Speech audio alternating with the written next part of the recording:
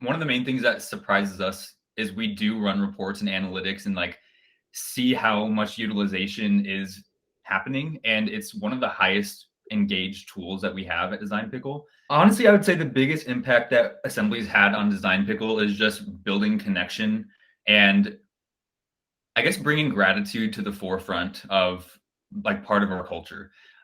When you use Assembly, you have to literally like give a reason why you're giving out those points. So it forces you to say thank you, to give a compliment, to shout someone out for really hard work.